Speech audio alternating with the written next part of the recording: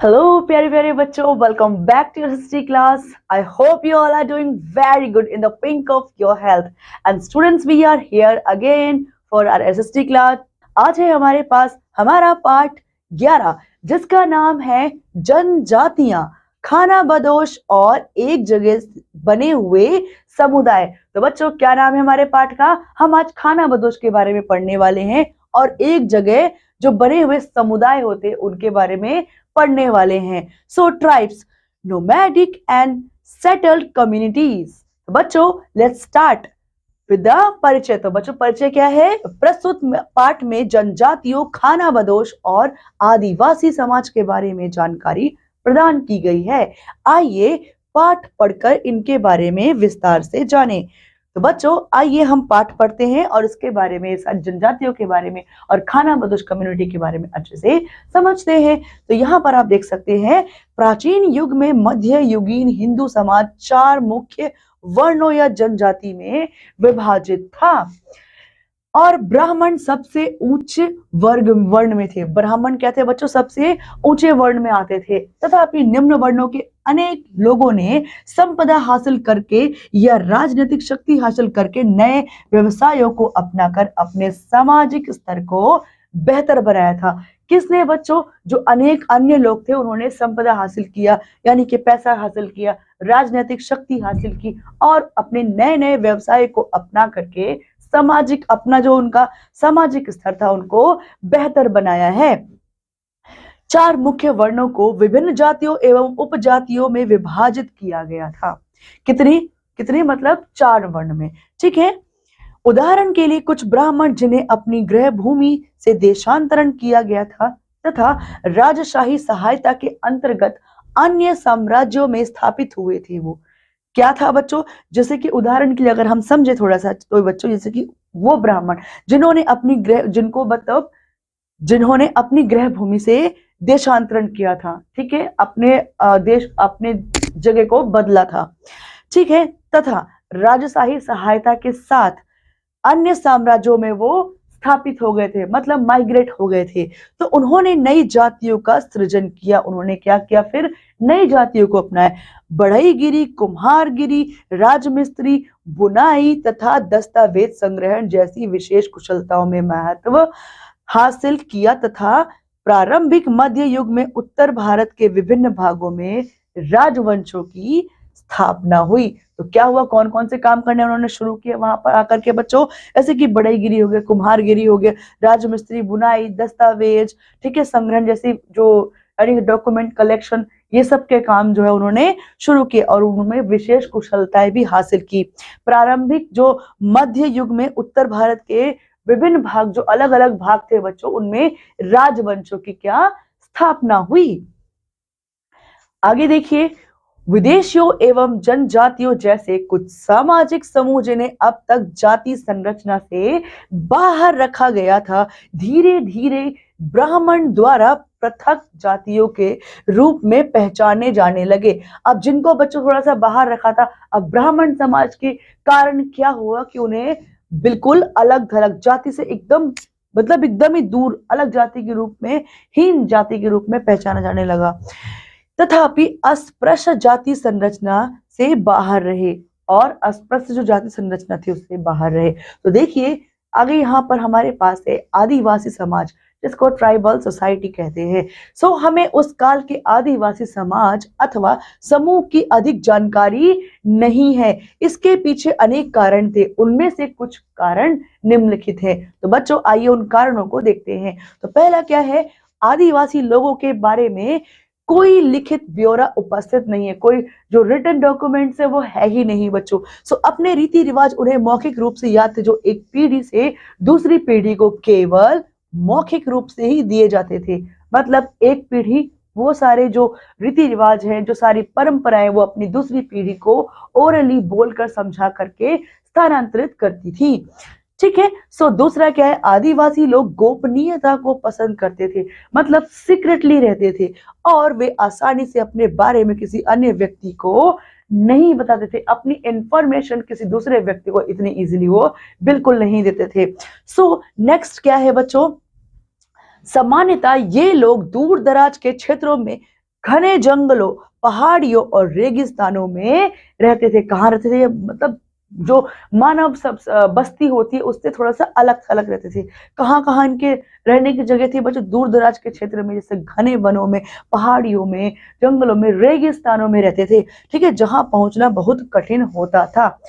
यह उनका आधुनिक समाज से अलगाव था और इस तरीके से वो आधुनिक समाज से कटे कटे रहते थे और वे अपनी संस्कृति को स्वयं कायम रखने में सफल थे। खुद अपनी संस्कृति को कायम रखने में वो कामयाब थे। आगे उनका व्यवसाय कैसा होता था बच्चों?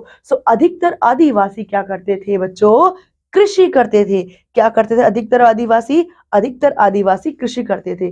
ठीक है, उनमें से कुछ शिकारी, संग्रहकर्ता एवं पशुपालक थे। कुछ संग्रह करते थे, शिकारी थे, और कुछ पशुपालन यानी कि पशुचारण करते थे, पशुधन को रखते थे। वे केवल अपने क्षेत्र की प्रकृति में उपलब्ध संसाधनों पर निर्भर थे। अपने क्षेत्र में जो प्राकृतिक संसाधन उपलब्ध है बच्चों, उन्हीं के ऊपर उनका पूरा जीवन निर्भर करता था।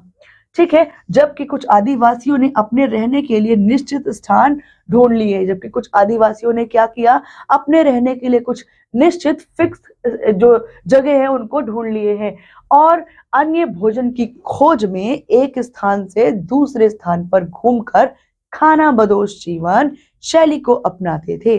कुछ आदिवासी क्या थे बच्चों? कुछ आदिवासी थे अपने रहने के लिए कि उन्होंने निश्चित स्थान ढूंढ लिया था, और जो दूसरे थे वो भोजन की खोज में एक जगह से दूसरी जगह, जहां पर भोजन मिला कुछ दिन वहां रहे, भोजन खत्म वहां से दूसरी जगह गए, वहां रहे, जहां उनको भोजन मिलता भोजन की तलाश में एक जगह से दूसरी जगह पर खाना बदोश बन करके वो घूम घूम करके अपना जीवन शैली को अपनाते थे। कुछ ने अपने स्थिर व्यवसाय अपना लिए थे, जबकि उनमें से कुछ के निम्न व्यवसाय थे। मतलब जो कुछ लोग थे उन्होंने अपने लिए स्थिर व्यवसाय अपनाए थे और कुछ थे जो निम्न व्यवसाय थे। वे जगह जगह पर जाकर अपना सामान बेचते थे, जगह जगह पर जाकर के अपना सामान बेचते थे। फिर और नाच गाकर लोगों का मनोरंजन करते थे, लोगों को हंसाकर उनका मनोरंजन करते थे। किस तरीके से बच्चों? नाच गा करके। तो अब आदिवासी समूह के बारे में पढ़िए। पहले हमने उनका व्यवसाय समझा कि किस तरीके से अपने दिनचर्या को वो चलाते थे, किस तरीके से वो खाने के लिए धन या खाना इकट्ठा करते थे। ठीक है, आइए आदिवासी समूह। तो उनमें से बहुत से आदिवासी समूह ऐसे थे जिनके अपने स्वयं की संस्कृति, रीति रिवाज, विश्वास एवं जीवन शैली थी। ऐसे बहुत से दिन के अपना कल्चर था बच्चों। ठीक है, तो उनमें से कुछ बहुत अधिक शक्तिशाली थे और पूरे क्षेत्र पर शासन करते थे। उनमें से क्या थे बच्चों? कुछ बहुत ज्यादा पावरफुल थे और अपने पूरे क्षेत्र में खुद का उनका शासन होता था। उत्तर पश्चिम में बलूची और मध्य भारत में गोंड बहुत अधिक शक्तिशाली आदिवासी जाति थी। देखो हमने क्या देखा? उत्तर पश्चिम में कौन सी जनजाति थी जो बहुत आदिवासी जाति थी, बहुत ताकतवर थी? तो बलूची थी। और बच्चों जो मध्य भारत में जो गोंड नामक जो जनजाति थी वो बहुत ज्यादा शक्तिशाली आदिवासी जाति थी। ठीक है, तो खोकर एवं धक्कर पंजाब के प्रमुख आदिवासी थे। खोकर और धक्कर, भील और कोली पश्चिमी तो बच्चों और देखो पश्चिमी भागों में क्या थे? पश्चिमी भागों में थे चेरा, मुंडा, सयाली, खासी, नागा एवं अहोम। तो बच्चों जो हमने ये पढ़ा चेरा, मुंडा, सयाली, खासी, नागा एवं अहोम, ये कहाँ पाए जाते थे? ये पूर्वी भागों में। और टोड, कोरंग, मारवाड़, बड़ाग एवं वेतार दक्षिणी भागों में अन्य कुछ आदिवासी समूह थे। ठीक है बच्चों, तो हमने क्या जाना? हमने जाना कि मध्य भारत में गोंड बहुत अधिक शक्तिशाली थे, फिर खोकर धक्कर पंजाब के प्रमुख आदिवासी थे, उसके बाद भील कोली पश्चिमी भागों में थे, चेरा, मुंडा, सयाल, खासी, नागा एवं अहोम पूर्वी भागों में थे, और टोंड, कोरंगा, मारवाड़, बड़ाग एवं वेतार दक्षिणी भागों में कुछ अन्य आदिवासी समूह थे। तो भारत के ये कुछ प्रमुख आदिवासी समूह है बच्चों। तो आइए आदिवासी समूहों का खाना बदोश जीवन कैसा था वो जानते हैं। तो बच्चों मानव विज्ञान के माध्यम से आदिवासी संस्कृति और जीवन शैली का अध्ययन किया जाता है। इतिहासकारों ने आदिवासी समाज के निम्नलिखित लक्षणों को बताया है, जो कि बच्चों यहाँ पर इस प्रकार से हैं। आइए देखते हैं। बहुत से आदिवासी खाना बदोश जीवन व्यतीत करते थे, मतलब खाने की तलाश में एक जगह से दूसरी जगह पर जाकर के भटकना। ठीक है, और समय समय पर वे एक स्थान से दूसरे स्थान पर चले जाते थे। एक स्थान पर कुछ दिन व्यतीत किया जीवन, फिर उठ करके दूसरे स्थान पर चले जाते थे बच्चों। वे स्वयं के रीति रिवाज, विश्वास, संस्कृति एवं जीवन शैली को अपनाते थे। उनके खुद के अपने रीति रिवाज थे, जीवन शैली थी और खुद की संस्कृति, जिसको वो कभी भी नहीं छोड़ते थे बच्चों। ठीक है। और दूसरा क्या था, अधिकतर आदिवासी आर्थिक रूप से स्वयं प्रतिष्ठित थे, खुद का काम करते थे। वे अपनी आवश्यकता अनुसार अन्न उगाते थे, जितनी उनको जरूरत होती थी उतना ही वो खेती करते थे और अपनी आवश्यकताओं को पूरा वो खुद करते थे। तो उनके स्वयं के बनाए हुए नियम व कानून थे, वो किसी के नियम कानून बनाए हुए को अपने ऊपर लागू नहीं होने देते थे, वो खुद के नियम कानून बनाते थे और उन्हीं को बच्चों फॉलो करते थे। ठीक है। अब दूसरा आगे हमारे पास क्या है, आदिवासी समाज में परिवर्तन। अब आदिवासी समाज में किस प्रकार परिवर्तन हुआ, आइए देखते हैं। सो बच्चों, समय के परिवर्तन के अनुसार आदिवासी समाज ने भी आधुनिक जीवन शैली को अपनाया। जैसे जैसे समय में परिवर्तन हुआ, आदिवासी लोगों ने भी आधुनिक जीवन अपना लिया। तो कैसे कि बहुत से आदिवासियों ने कृषि के उचित तरीके अपनाकर स्थिर जीवन शैली को अपनाना आरंभ कर दिया। तो बच्चों, बहुत से आदिवासियों ने क्या किया, कृषि के उचित तरीकों को अपना करके जो स्थिर जीवन शैली थी उनको अपनाना आरंभ कर दिया है। सो उनके अनेक रीति रिवाज, परिधान, अनुष्ठान, देवता उनकी लुप्त संस्कृति का भाग बन गए। तो बच्चों क्या थे, उन्होंने जिस तरीके से अपनी जो नई जीवन शैली को अपनाया, तो उनके पीछे उनसे क्या छूट गया, तो उनके जो अनेक रीति रिवाज थे, उनका जो परिधान था, अनुष्ठान थे, देवता थे, उनकी संस्कृति जो है वो लुप्त सी हो गई। ठीक है, लुप्त संस्कृति का भाग बन गया, मतलब वो पीछे छूट गए क्योंकि उन्होंने आधुनिक जीवन को अपनाना शुरू कर दिया है। आगे देखिए, पहले हमारे पास है गोंड साम्राज्य, गोंड एम्पायर। तो बच्चों, गोंड जनजाति गोंडवाना में रहती थी। गोंड जनजाति कहाँ रहती थी बच्चों, बहुत इंपॉर्टेंट है, गोंडवाना में रहती थी, जिसमें मध्य भारत तथा छत्तीसगढ़ के वन सम्मिलित थे। इसमें क्या है, मध्य भारत तो छत्तीसगढ़ है, उनके जो वन थे वो उनके अंदर गोंड जनजाति रहती थी जो गोंडवाना में आते हैं। तो यह क्षेत्र मूल्यवान धातुओं तथा वनोत्पादों से संपन्न था। तो जो ये क्षेत्र था बच्चों, उसमें क्या था, जो मूल्यवान धातुएं जो धरती से मिलती थी, मूल्यवान धातुएं और वनों के जो असंख्य जो मूल्यवान उत्पाद है उनसे भरपूर था ये क्षेत्र। फिर प्रारंभिक मध्य युग में इस क्षेत्र में राजपूत वंश का शासन था। प्रारंभिक जो मध्य युग था उसमें क्या था, राजवंश जो थे ना, राजपूत, उनका शासन था। 15वीं शताब्दी में क्षेत्र की विविध गोंड प्रजातियों ने विशाल गोंड साम्राज्य की स्थापना के लिए एकीकरण किया, इकट्ठे हो गए बच्चों सारे गोंड लोग, विशाल गोंड साम्राज्य की स्थापना के लिए। जो गरह कटांगा कहलाया, उसको क्या बोला बच्चों, उनका जो ग्रुप था, जो गोंड साम्राज्य था, उसको क्या बोला गया, गरह कटांगा। अक्सर एक गोंड साम्राज्य क्षेत्रीय इकाइयों में विभाजित होता था। कहां पर विभाजित होता था, क्षेत्रीय इकाइयां हैं जो, वहां पर वो विभाजित होता था। फिर जिसमें प्रत्येक में एक ग्रह, हर में क्या था, एक ग्रह जिसको किला बोलते हैं, तथा विभिन्न ग्राम होते थे। एक किला होता था उसमें हर एक में, और बाकी जो बचते वो सारे गांव होते थे हर एक इकाई में बच्चों। गरह कटांगा में अनेक नगर व शहर थे, अनेक अनेक नगर थे, अनेक शहर थे, लगभग 70,000 ग्राम थे, मतलब 70,000 क्या थे, उनके गांव थे। आगे देखिए, गोंड राजपूतों के नजदीकी संपर्क में थे। गोंड क्या थे, जो राजपूत लोग थे ना, उनके नजदीकी संपर्क में थे, मतलब उनके टच में थे। तो तथा कुछ गोंड मुखियाओं ने राजपूत परिवारों में विवाह भी किया। जो गोंड परिवार थे, कुछ उन्होंने अपनी पुत्रियों का, अपने पुत्र बच्चों का, जो राजपूत संप्रदाय था वहां पर उनके साथ विवाह भी करवाया। गरह कटांगा के सबसे प्रसिद्ध गोंड राजाओं में से एक कौन थे बच्चों, अमनदास ने संग्राम शाह की उपाधि धारण की। तो गरह कटांगा के सबसे प्राचीन गोंड राजाओं में से एक कौन थे बच्चों, अमनदास ने, जिन्होंने क्या किया, संग्राम शाह की उपाधि खुद को दी, धारण कर ली। उनके पुत्र दलपत शाह ने बुंदेलखंड की राजकुमारी दुर्गावती से विवाह किया। और उनके जो पुत्र थे दलपत शाह, उन्होंने क्या किया, बुंदेलखंड की जो राजकुमारी थी दुर्गावती, उससे शादी की। दलपत की मृत्यु जवानी में ही हो गई तथा वह अपने पीछे अपनी रानी तथा छोटे पुत्र वीर नारायण को छोड़ गया। दलपत की मृत्यु जब हो गई तो उनके पीछे कौन छोड़ गया? उनका छोटा सा पुत्र था और उनकी रानी थी। उनके पुत्र का नाम था बच्चों वीर नारायण था उनके पुत्र का नाम। ध्यान रखना, ग्रह कटांगा रानी दुर्गावती के शासन में समृद्ध हो गया। जो ग्रह कटांगा था क्या दुर्गावती के शासन में पूरी तरीके से समृद्ध यानी कि विस्तृत हो गया।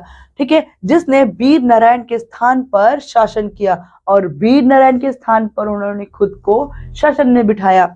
अब ग्रह कटांगा को इसकी संपन्नता के लिए जाना जाता है।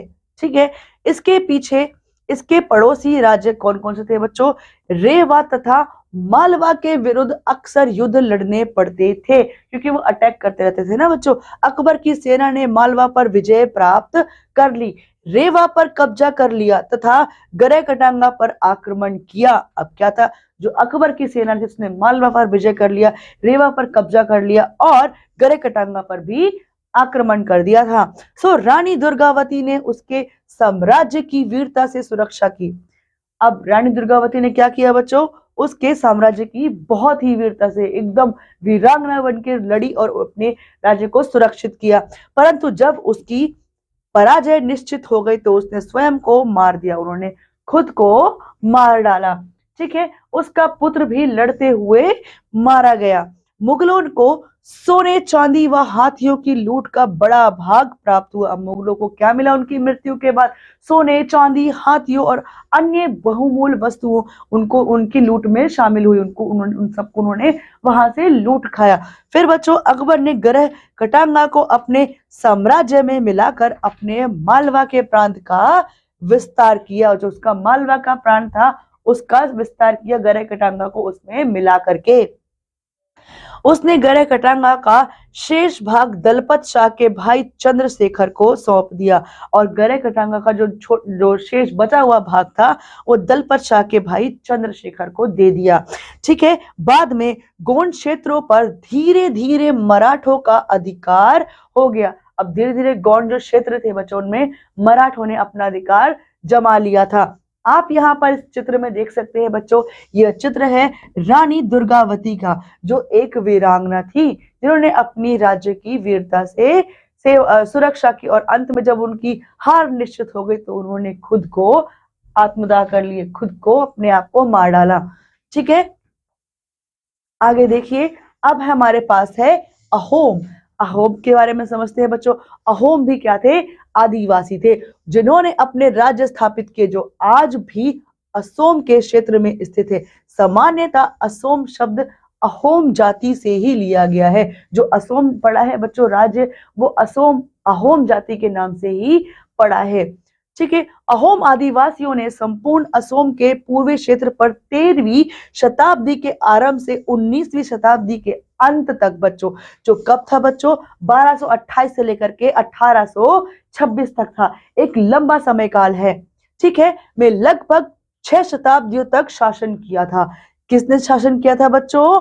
अहोम आदिवासियों ने। ठीक है, सामान्यतः अहोम चीन से संबंध रखते थे। अहोम किससे संबंध रखते थे? मतलब चीनी से, चीनी लोगों से उनके संपर्क थे। सो वहां से वे उत्तरी बर्मा जो कि अब म्यांमार है आए और बाद में 13वीं शताब्दी में वे असोम आए। फिर पहले कहाँ आए? बर्मा आए और 13वीं शताब्दी में कहाँ आ गए बच्चों? असोम। इसको हम आज क्या जो असम भी बोलते हैं कोई कोई लोग। ठीक है, तो उन्होंने स्थानीय आदिवासी जैसे कि कौन कौन स्थानीय आदिवासी थे? जैसे कि कचारी, खासी एवं नागा से युद्ध करके अपनी शक्ति स्थापित की, उनको हरा दिया बच्चों। ठीक है, अहोम लोगों ने। उसके बाद हमारे पास आता है प्रशासन। अहोम एक आदिवासी संगठन था। अहोम क्या था? एक आदिवासी संगठन। यह राज्य श्रमिकों की शक्ति पर आधारित था। उसमें मोस्टली कौन थे? श्रमिकों की पावर राज करती थी।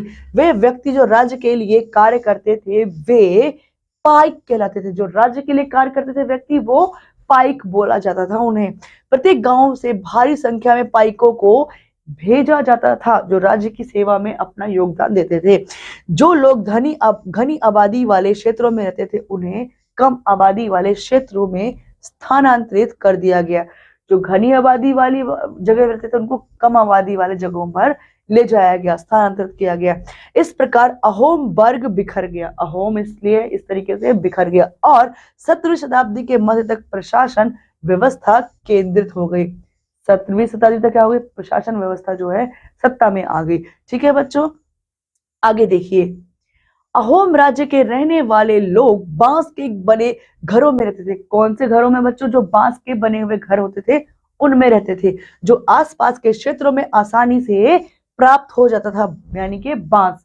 ठीक है, वे ईश्वर की पूजा करते थे। 18वीं शताब्दी में कुछ लोगों ने हिंदू धर्म अपना लिया। कब? 18वीं शताब्दी जब आई बच्चों, तो कुछ लोगों ने हिंदू धर्म को अपना लिया।